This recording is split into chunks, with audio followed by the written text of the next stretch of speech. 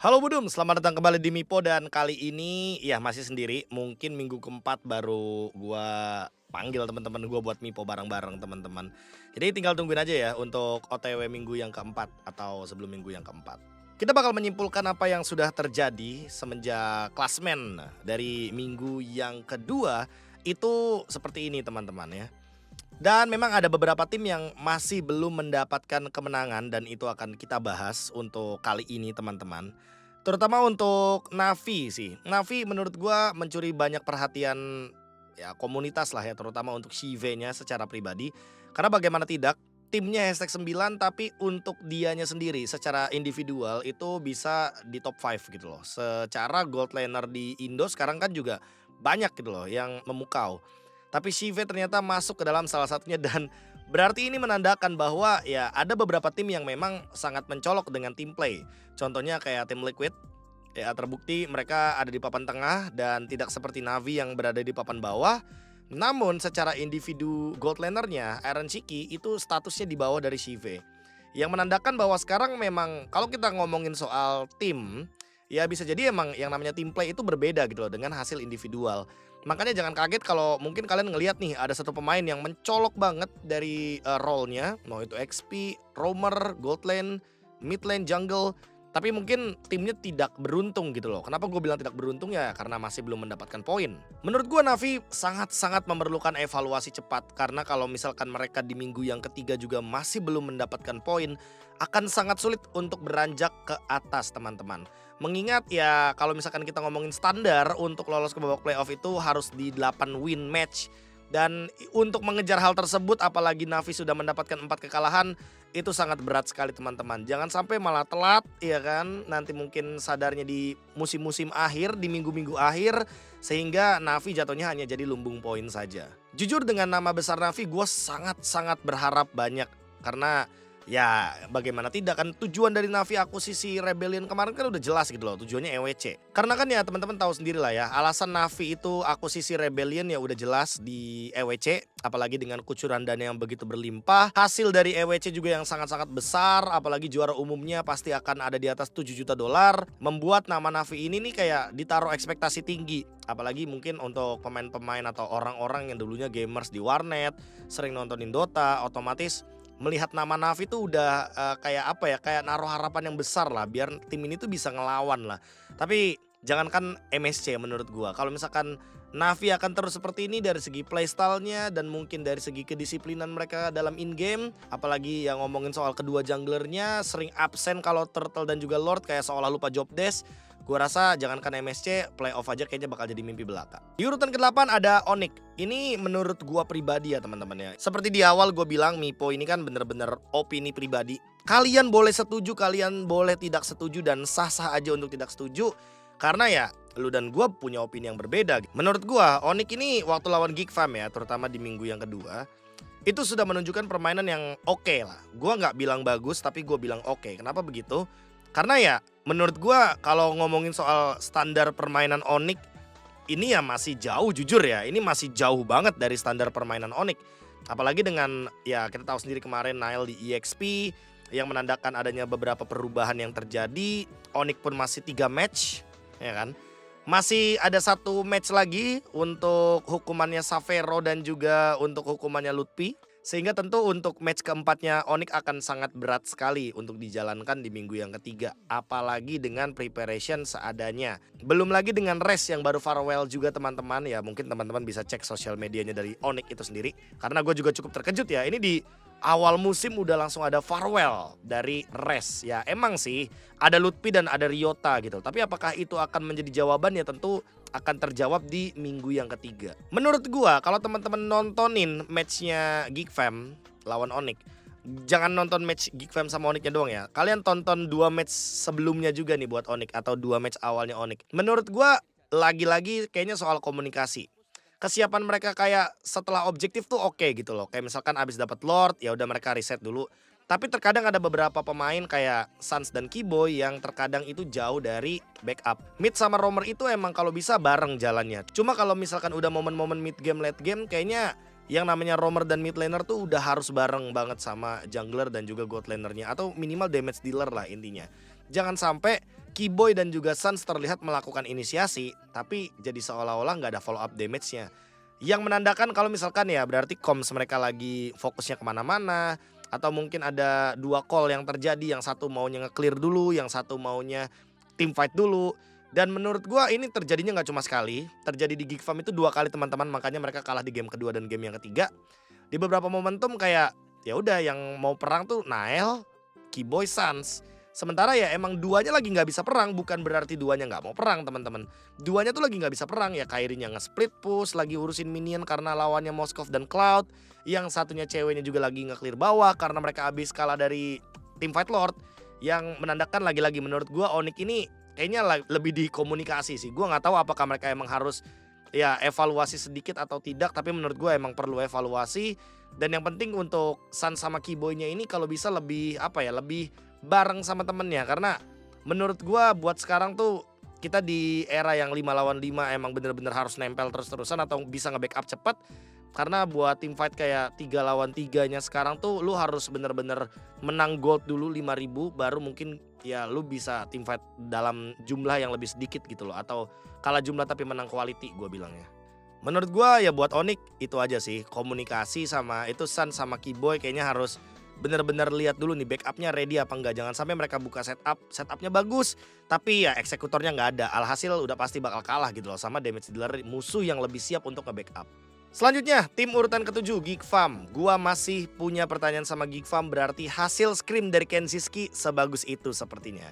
Karena Kenziski udah dimainkan 2 kali, sementara Cadera baru main 1 kali teman-teman.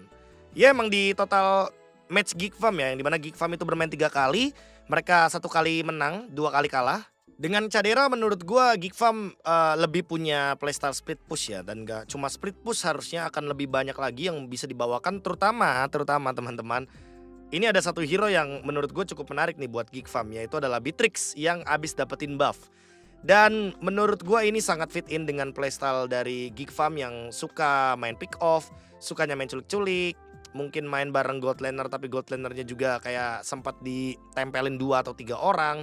Menurut gue harusnya Geek Farm lebih consider sih terhadap beberapa hal-hal penting terkait dengan pemilihan roster mereka terlebih dahulu, karena gue merasa udah 2 match nih Kenziski dikasih panggung nih, tapi ternyata masih belum ya sebersinar itu. Let's see let's say gue ambil contoh kayak Kyo tuh dikasih panggung 1 kali dia menunjukkan tajinya. Terus mungkin kita kasih contoh Toy juga menunjukkan tajinya teman-teman. Dan menurut gua ya emang harus dikasih sih untuk kesempatan untuk pemain-pemain muda. Cuma kalau emang masih belum mendapatkan hasil yang maksimal, boleh dievaluasi sejenak.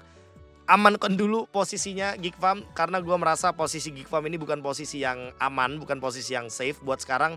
Jadi perlu beberapa pertimbangan sehingga nanti kedepannya Geek Farm bisa jauh lebih baik. Dan menurut gua untuk match keempat dari Geek Farm, gue masih berharap Cadera yang bermain. Karena gue masih belum melihat nih potensi dari Kenziski sampai dengan match keduanya. Ya tapi tidak menutup kemungkinan nanti ternyata di match ketiga dari Kenziski secara pribadi dia menunjukkan performanya. Mungkin saja, tapi ya menurut gue untuk Geek Farm yang penting itu sih, tentuin rosternya dulu dari sekarang biar tetap dapetin poin. Untuk Mekits gue no comment, ini Mekits menurut gue bakal jadi aset yang menarik buat Geek Farm.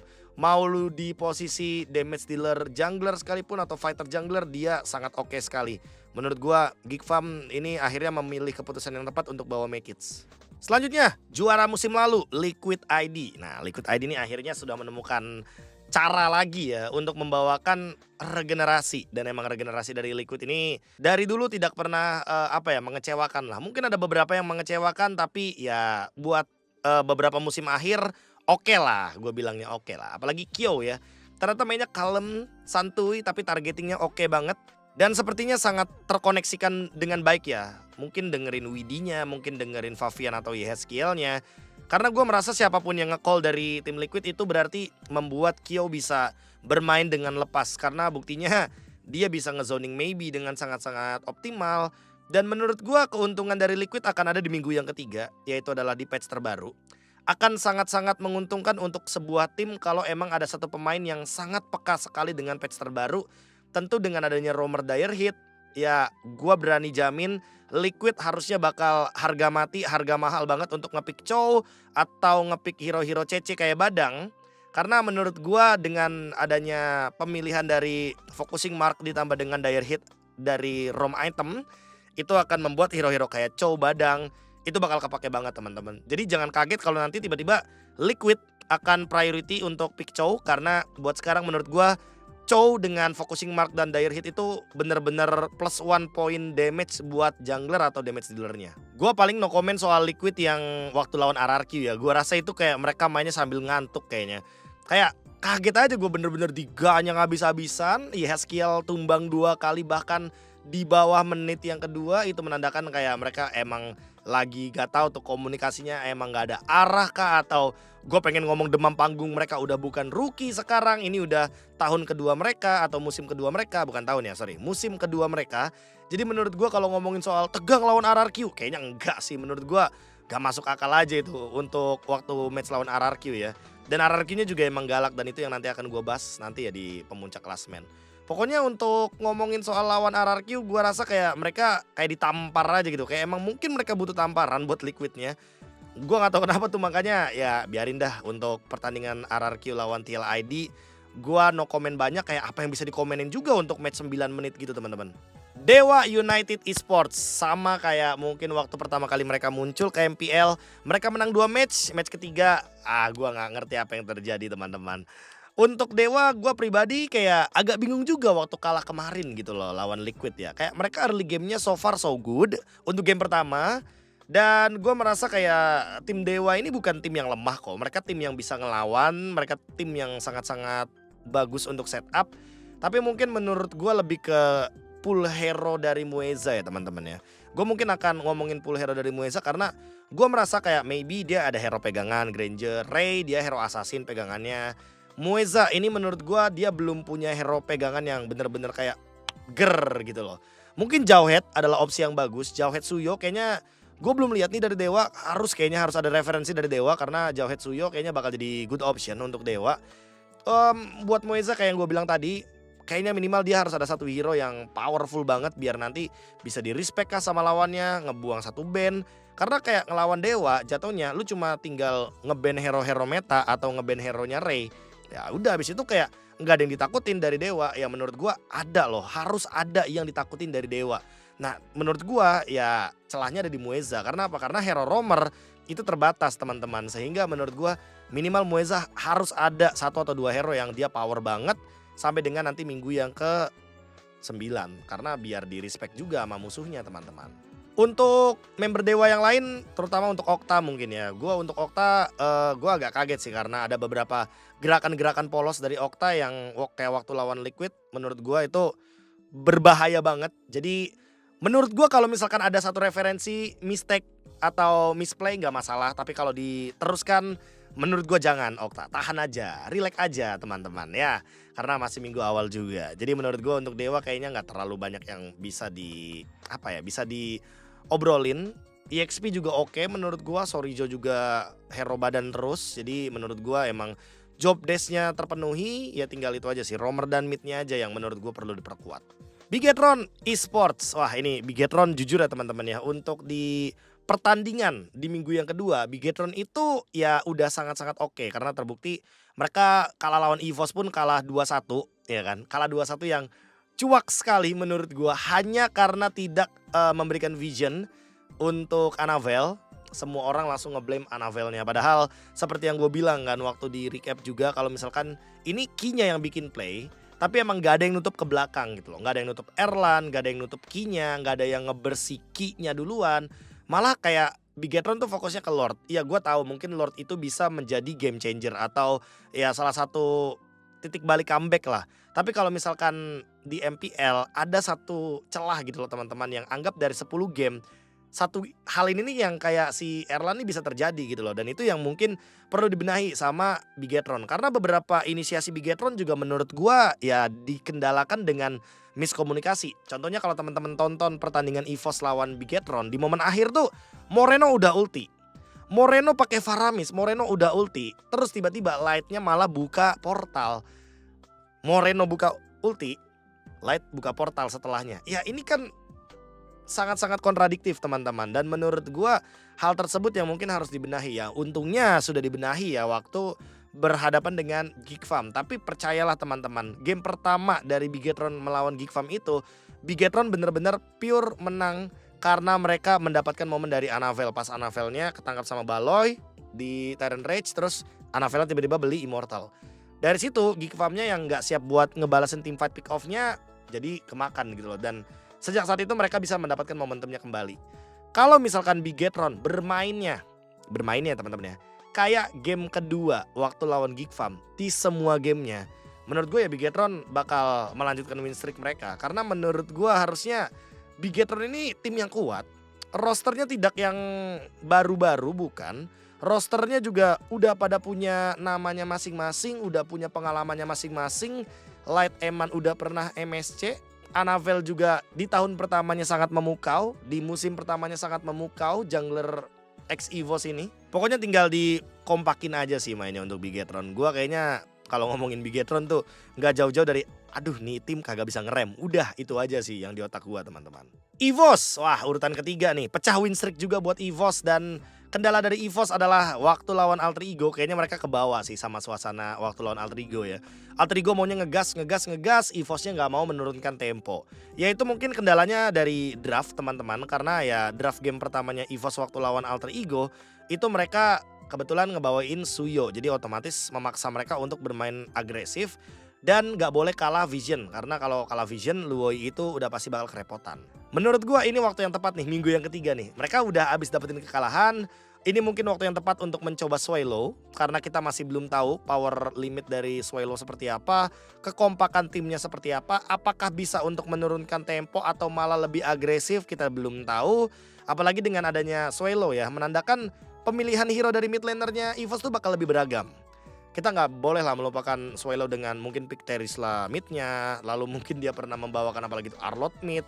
Banyaklah dia pernah membawakan hero-hero yang cukup berbeda, fighter-fighter di area mid lane dengan tujuan untuk bisa menjawab hero assassin dari jungler lawan.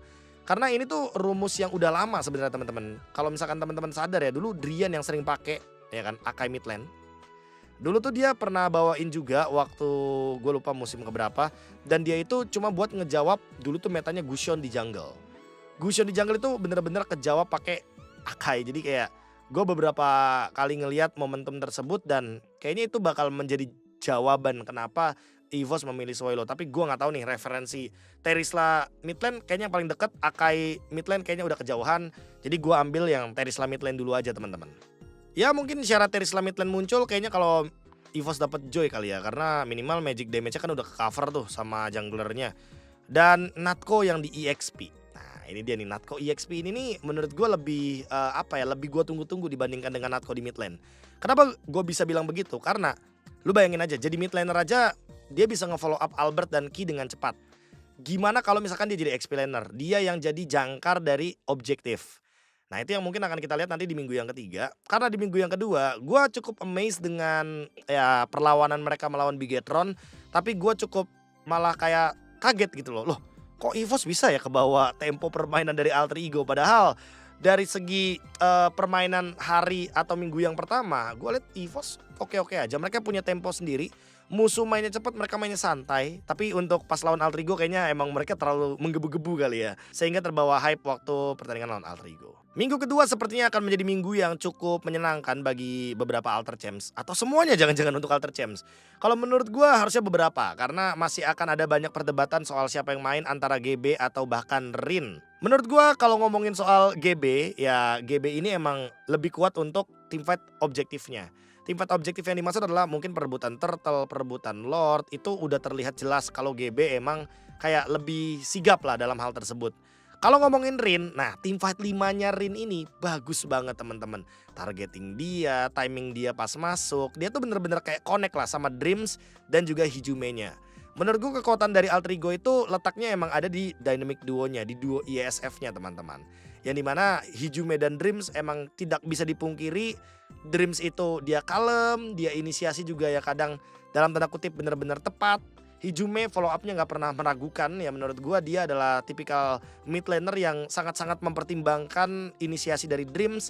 Makanya nggak jarang ya kita melihat hero-hero mid lanernya Hijume ini bukan hero yang tipe full damage, tapi hero yang tipenya poke damage atau tipe utility, tipe support lah intinya. Menurut gua Alter Ego ini bakal beberapa kali harusnya memunculkan Faramis, dan di beberapa kondisi juga works banget Faramisnya dari Hijume. Dan yang sangat-sangat gua tunggu nanti untuk di pertandingan minggu yang ketiga udah pastilah ya untuk pertemuan Alter Ego melawan RRQ. Karena yang pertama, gua kepo sama temponya Alter Ego. Temponya Alter Ego ini cepat, tapi lawan RRQ juga yang gak kalah cepat. Yang menurut gua ini akan menjadi game yang sangat-sangat intens, game yang baku hantam. Jadi jangan heran teman-teman kalau nanti pertandingan di minggu yang ketiga akan sangat-sangat ditunggu, terutama ketika Alter Ego bertemu dengan RRQ. Menurut gua untuk Alter Ego mungkin minusnya cuma di ya hype-nya mereka ya, karena mereka suka mainnya buru-buru. Harusnya mereka juga ngatur temponya lebih stabil lagi walaupun tempo mereka cepat ya. Dan patch terbaru mendukung mereka. Cuma gua nggak tahu nih pasif Alter Ego masih ada nggak nih untuk patch terbaru.